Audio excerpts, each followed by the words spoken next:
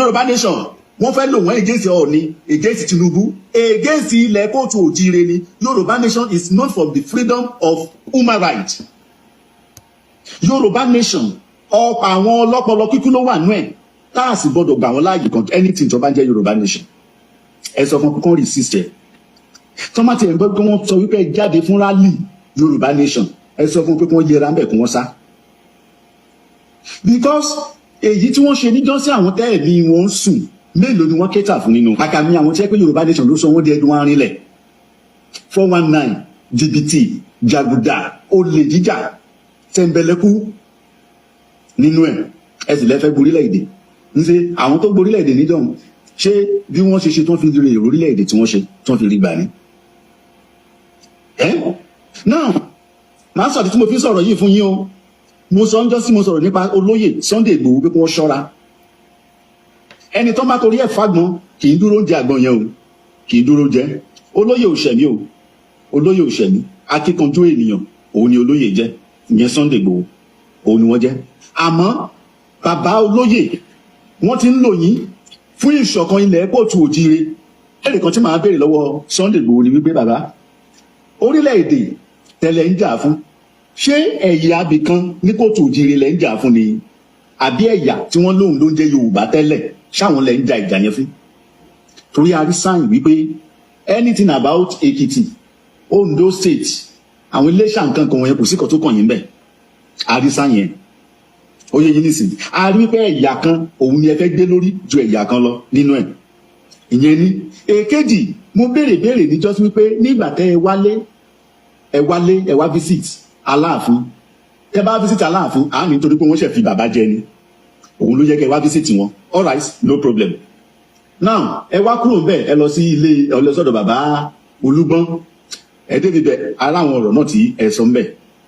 Bẹ́ẹ̀ ṣe ṣe bẹ́ẹ̀ ẹ fẹ́ kíní kan ẹ fẹ́ padà ẹ fẹ́ ṣe bá ó ṣe jẹ́ pé táìmù yìí lẹ́sẹ̀ wá plan wípé ẹ fẹ́ wá jáde fún rally. Aláàfin tó jẹ́ pé ọ̀tẹ̀tẹ̀ ń bẹ̀lẹ̀kú òun ló kúndùn wọn nílùú Ọ̀yọ́ mẹ́rin. Now mo wá pé kí ló dé tí wọ́n fi dé ọ̀dọ̀ bàbá Ọọ̀ni.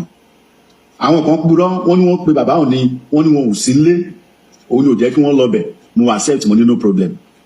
Ìgbà tó wáyá mo wá rí wípé àwọn èèyàn wọn ti ń pláàni wọn náà fẹ́ bẹ̀rẹ̀ rally padà. Kódà wọ́n ti lọ sọ́dọ̀ Ọlọ́wọ̀ wọ́n ti lọ drop letter fún Ọlọ́wọ̀ wọ́n ti dọ́dọ̀ Déjì Àkúrẹ́ ẹ fẹ́ bẹ̀rẹ̀ rally Ògùn state wà nílẹ̀ ẹ ti lọ bẹ̀rẹ̀ rally mbẹ̀. Ó wá jẹ́ pé ibẹ̀ yẹn lẹ ti fẹ́ lọ bẹ̀rẹ̀ and kí nìdí ni wípé Déjì of Àkúrẹ́ òun àti Ọọ̀ni 5 and 6 ni wọ́n. Ọlọ́wọ̀ òun àti Ọọ̀ni 5 and 6 ni wọ́n fẹ́ bẹ̀rẹ̀ láti ibi bẹ̀ yẹn. They knows what they were doing. Ọ̀tẹ̀tẹ̀ create pẹ̀lú Ọọ̀ni ẹ wo a expire mọ́ yín nínú ni tádùgbùm bí bọ́ǹbù mọ́ yín nínú tẹ́ ẹ̀ bá jáwọ́ nínú ẹ̀. Now wọ́n wá fẹ́ lo àwọn ọba wọn yẹn wọ́n wá náà fẹ́ jáde mega rally again wọ́n fẹ́ bẹ̀rẹ̀ sí ṣe rally. Kí ni nǹkan tẹ́ fẹ́ ṣe rally fún?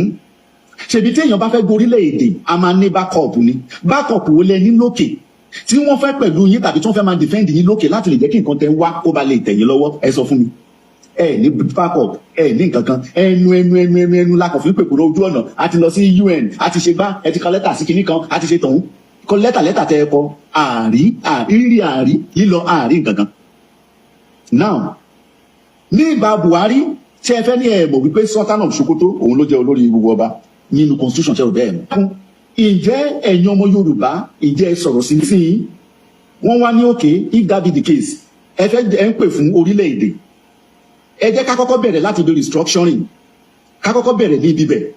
Later àwọn ló máa wá sọ fún wa pé ká dìmáàdì gòkè a fẹ́ dá dúró o àbẹ̀ sí lórílẹ̀-èdè Nàìjíríà mọ́ ẹni rárá o ẹ ṣe yẹn ẹ kàn fẹ́ dá dúró gbàǹs lójú ẹsẹ̀ ni. Wọ́n wá torí ẹ̀ wọ́n mú Ọọ̀ni rìṣà olórí gbogbo ọba ilẹ̀ Yorùbá olórí gbogbo ọba kóòtù òjire olórí gbogbo ọba Nàìjíríà pàápàá olórí gbogbo ọba of Africa. Wọ́n wá mú wọn náà fi jẹ́ kó chairman. Ìgbò wà bẹ́ẹ̀ Ìgbò sọ̀rọ̀. Àwọn Ọ̀yọ́ wọ́n wá jáde wọ́n ní láláì pa wọn ò ní gbà. Ẹ dákun ká ní òmò wípé ọ̀tẹ̀ yẹn ló wà ńbẹ̀. Ọ̀tẹ̀ pín sí méjì o. Ọmọ yín wà ńbẹ̀ Tinubu wà ńbẹ̀ tó yẹ kẹ́ àláì pẹ̀lú ẹ̀ àláì pẹ̀lú ẹ̀. Ẹ ń wá ọ̀nà bí ẹ ṣe jojú Ọọ̀ni ẹ ń wá ọ̀nà bẹ́ẹ̀ sì jojú Tinubu ẹni bá lékun méjì yóò pòfo dandan ni.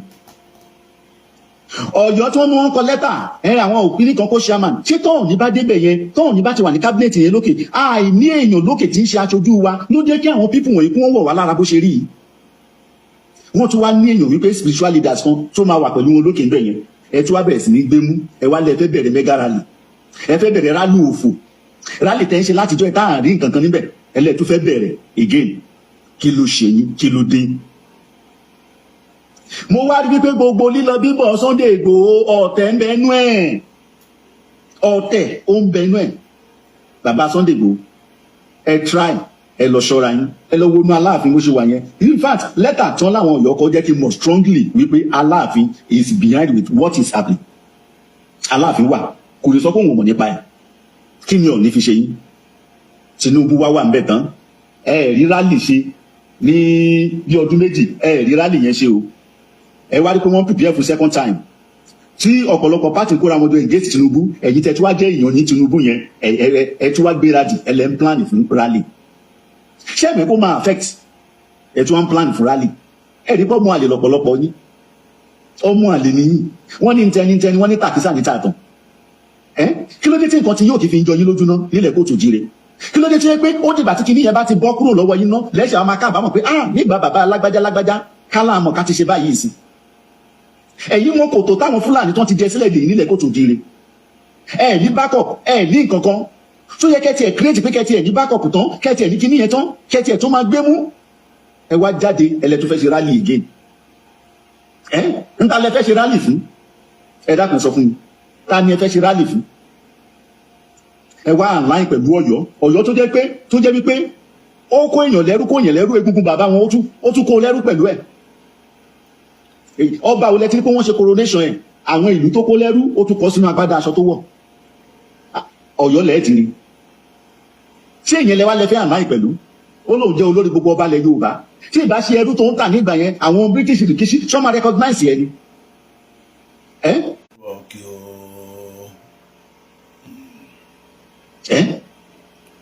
ẹni tí ẹ̀jẹ̀ ọmọ àlè bá ti wà lára rẹ̀ kò sí bẹ́ẹ̀ ṣe wẹ̀ tó yóò máa wọ ọmọ àlè ni ìwà ọmọ àlè ti kún ara nílùú Ọ̀yọ́ yẹn ọ̀rọ̀ yóò jọ wá lójúmọ́ ẹ̀yin lẹ ń dalẹ̀ kó tó jí rewú ẹ̀yin ni ìtàn yín lẹ wá ẹ̀yin lẹ dorí ẹ̀ kodò ẹ̀yin lẹ ṣe gbogbo ẹ̀ ìlú Ọ̀yọ́ ń bẹ̀ yẹn náà ni ẹ tí wàá lọ kọ lẹ́tà ẹ wá Ọọ̀ni kó ṣe kinní kan kí ni Ọọ̀ni fi ṣe yín kí ni Ilé Ifẹ̀ fi ṣe rí kí ló fi ṣe yín wọ́n wá bẹ̀rẹ̀ sí ní lò yín bó ti ṣe fẹ́ máa lo àwọn Yorùbá nation against Tinubu nìsín Yorùbá nation wọ́n fẹ́ lò wọ́n against Ọọ̀ni against Tinubu against ilẹ̀ kóòtù òjíire ni Yorùbá nation is known for the freedom of human rights Yorùbá nation ọ̀pọ̀ àwọn ọlọ́pọlọ kíkú ló wà nú ẹ̀ tá a sì gbọdọ̀ gbà wọ́n láàyè wọ́n tún wá bẹ̀rẹ̀ sí ní rìn káàkiri pé àwọn fẹ́ bẹ̀rẹ̀ rally kí nìkan tí rally yẹn dà fún yín ẹ̀yin Yorùbá nation a tún wá sọ fún yín wípé a ò jẹ́ Yorùbá mọ́ ọmọ Oòduà ni wá tẹ́ ẹ bá fẹ́ ká support yín ẹ yọ Yorùbá kúrò ń bẹ́ẹ̀ àwa Yorùbá mọ́ then restructuring là ń wá nísìnyí ẹ jẹ́ kí wọ́n restructure ká padà sí ìpìlẹ̀ bá ṣe ń lò tẹ́lẹ̀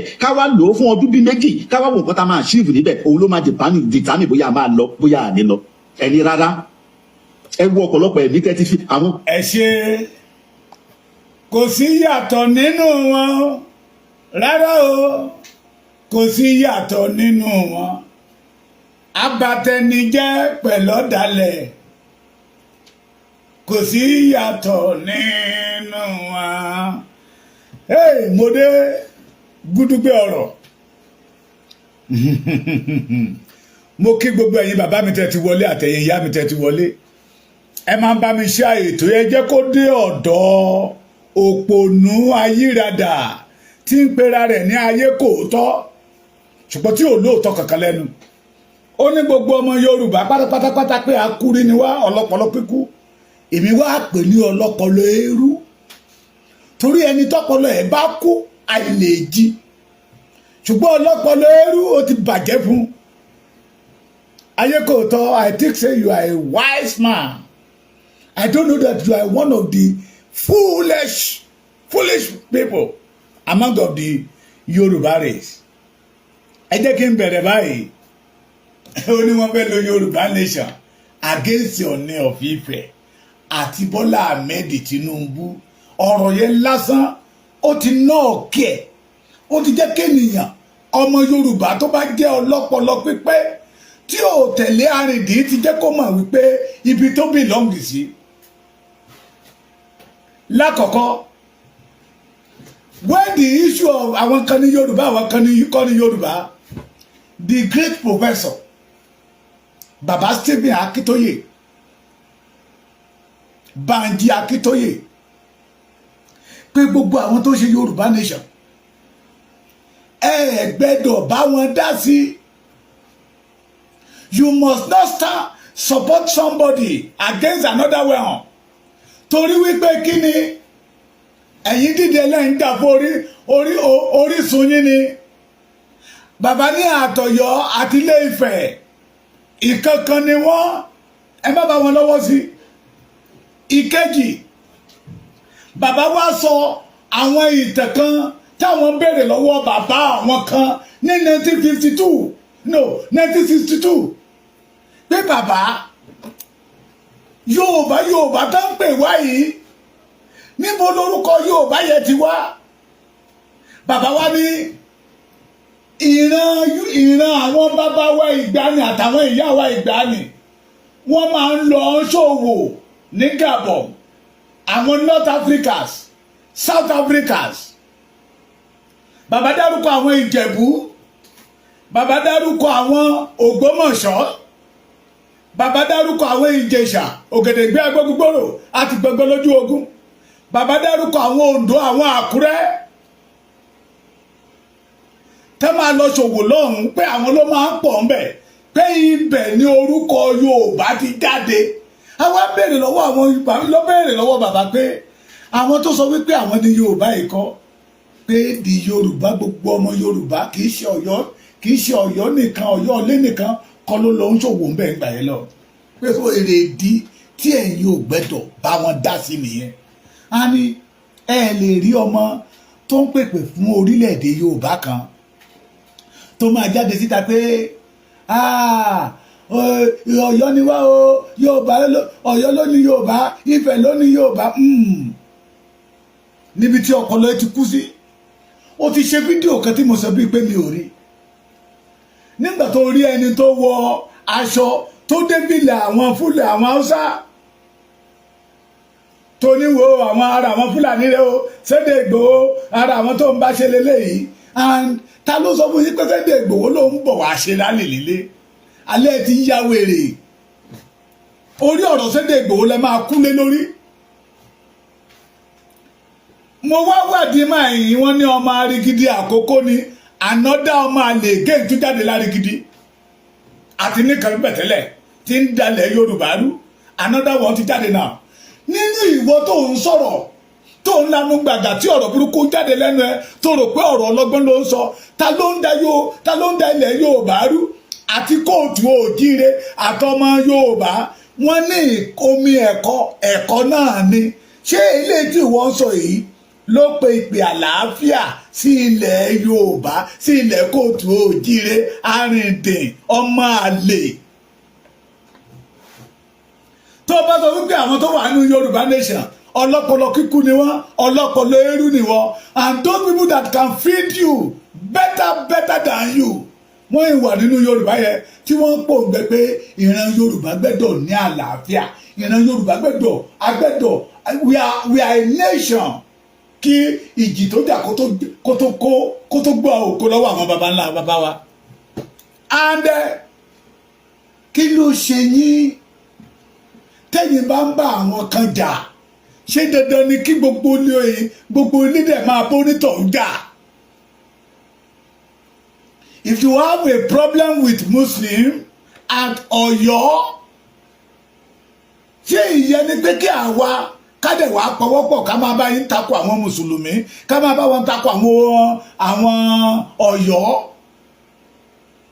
Ìpè àlàáfíà làwa dúró lé lórí. Pé anybody tí Yorùbá bá gba òmìnira wọn lénìí, tó bá wù ẹ́ ò bá ṣẹ̀ṣẹ̀ lọ, tó bá wù mí mo lè gbógun sílé kí n gbé Ọya sílé kí n gbé Ṣàngó lé. N tó bá wù mí ni ẹ fèmí lẹ̀kẹ̀ lọ́lọ́run mi. We did not have grudging with anybody. We are working towards that vision tó máa fi wá sí ìmúṣẹ. Moreover, let me tell you one thing. Ohun tí ò yé yín ló pọ̀ jù. Òun lè fi máa wá sórí social media tẹ́ ẹ lanu gbàgà tẹ́ ẹ mọ wíwíkúwí tí àwọn ènìyàn á rò pé ọlọ́gbọ́n ni yín tí wọn ò ní mọ̀ pé kò sí ọgbọ́n ẹyọ kan lórí yín. Ọgbọ́n kẹ̀kàn jí kẹ́ ẹ jẹun kẹ́ẹ̀dẹ̀ sọ̀rọ̀ òpònú jáde síta ló wà lọ́pọlọ yín. Nígbà tí invitation jáde síta, the first letter tó kọ́kọ́ send is Ọọ̀ni of Ifẹ̀.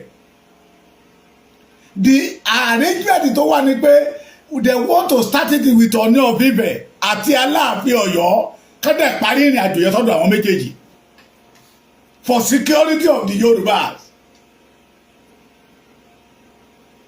They sent the two letters, the Aláàfin Ọ̀yọ́ and the Ọọ̀ni of Ifẹ̀.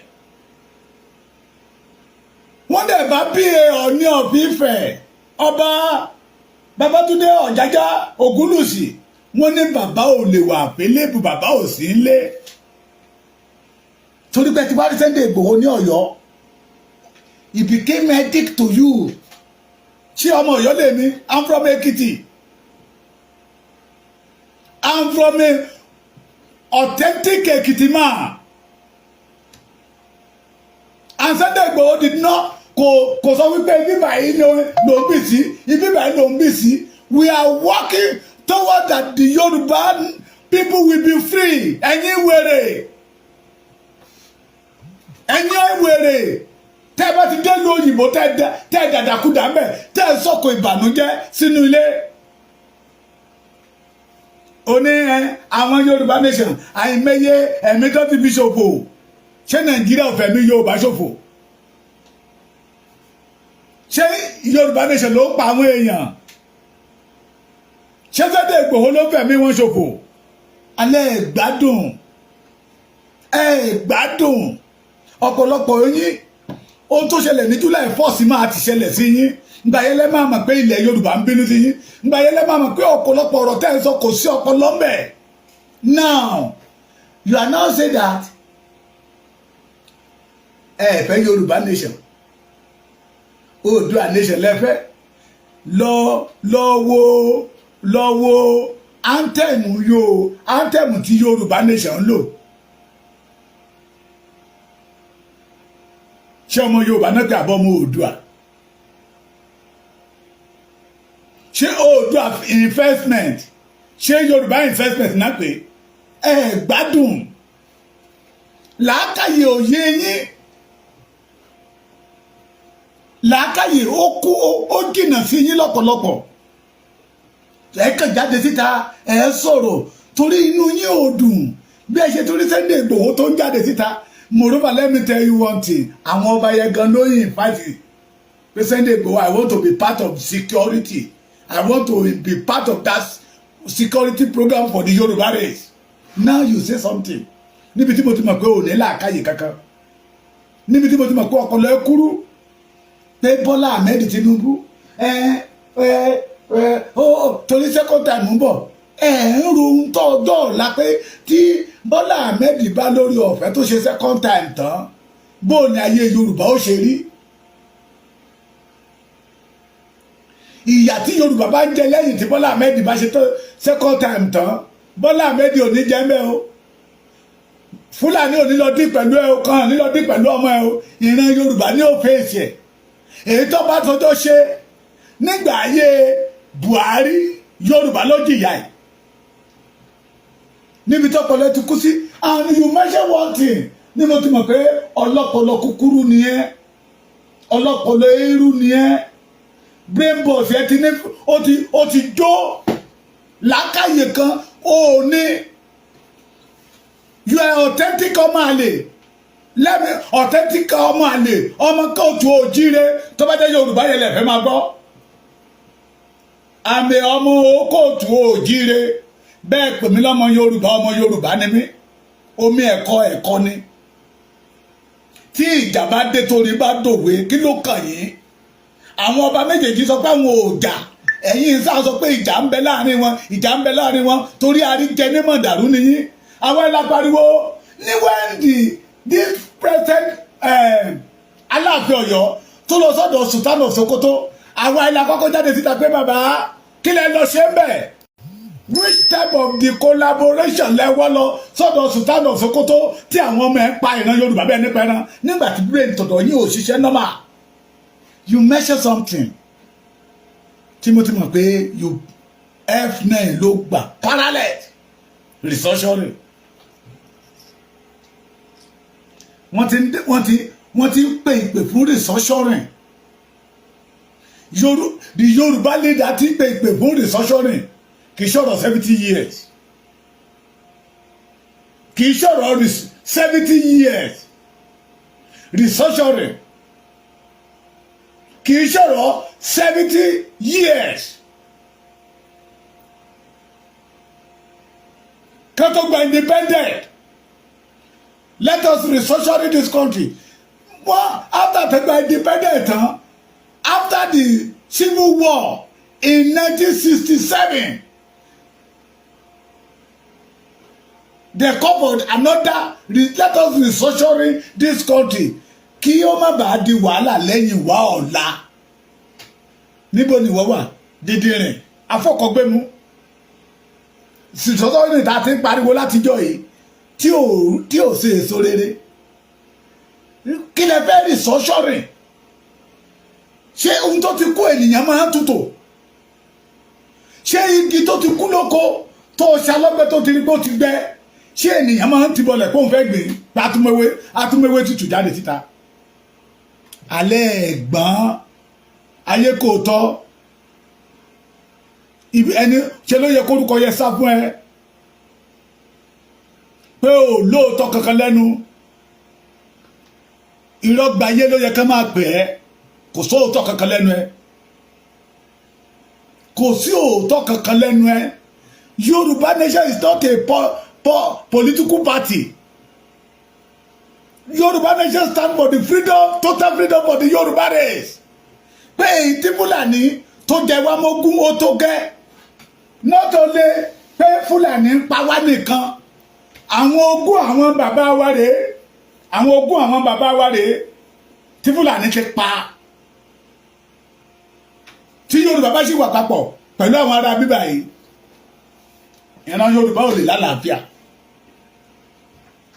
Ohun tí àwa jáde fún nìyẹn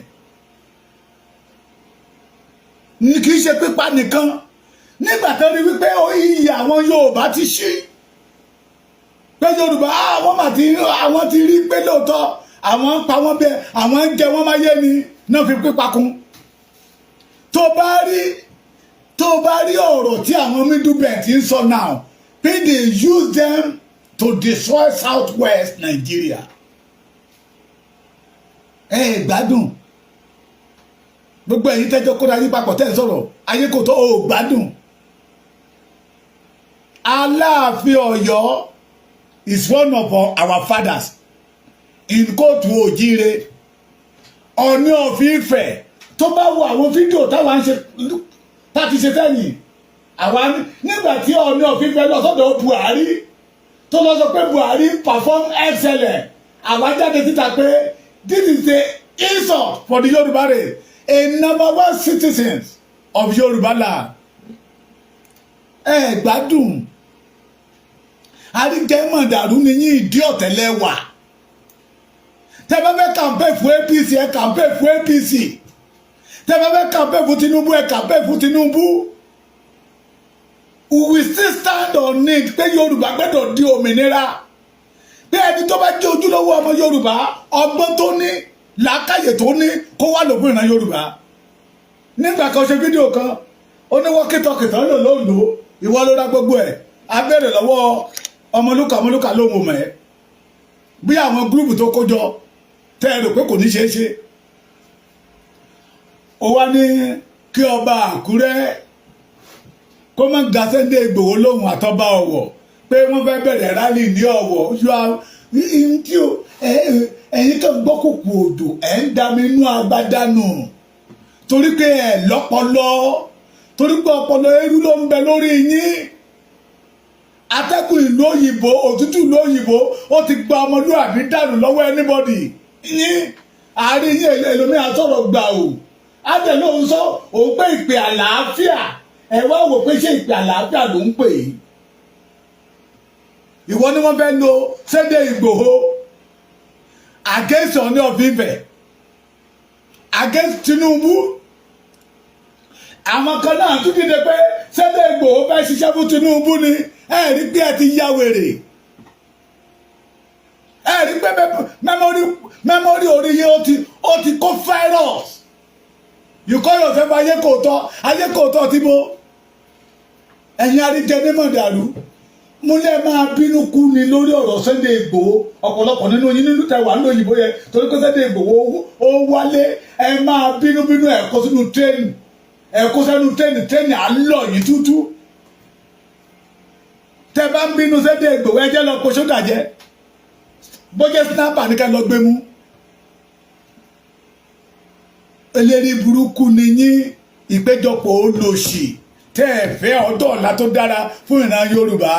We did not ready to support any political party in Nigeria. Let us have our own nation. Tí a bá dárúkọ Yorùbá nation lẹ́nìí kí bàbá Bọ́lá Ahmed Tinubu bá ní yes òun fẹ́ contest as a president welcome idea but under Nigeria failure ni. Kí ilẹ̀ Yorùbá